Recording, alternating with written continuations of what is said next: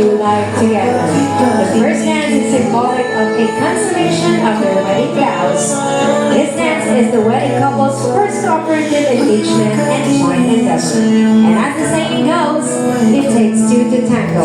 Once again, ladies and gentlemen, it is once again our privilege to present to you Mr. and Mrs. Baltazar.